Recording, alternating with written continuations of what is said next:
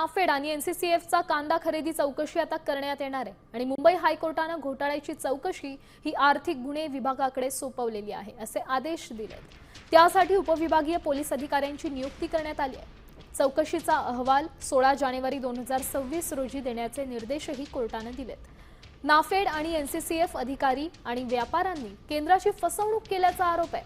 त्यांनी शेतकऱ्यांकडील कांदा न घेता व्यापाऱ्यांकडून स्वस्तात कांदा खरेदी करून केंद्राला जादा दराने विक्री केल्याचा आरोप आहे।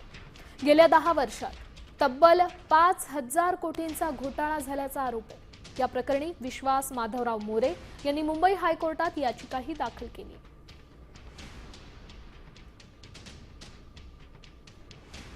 तर शेतकऱ्यांऐवजी व्यापाऱ्यांकडून स्वस्तात कांदा खरेदी हा घोटाळा काय आहे आपण पाहतोय। कांद्याची केंद्राला जादा दराने विक्री होती।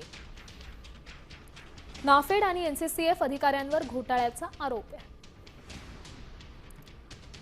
10 वर्षात 5000 कोटींचा घोटाळा झाल्याचा आरोप आहे।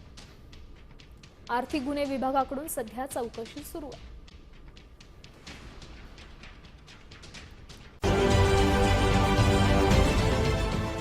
देश विदेशातील प्रत्येक घडामोडींचे लाईव्ह अपडेट मिळवण्यासाठी आता साम टीव्हीच्या सर्व सोशल मीडिया प्लॅटफॉर्मला लाईक, फॉलो आणि सबस्क्राईब करा। तसंच सर्व नोटिफिकेशनसाठी बेल आयकॉन प्रेस करायला विसरू नका।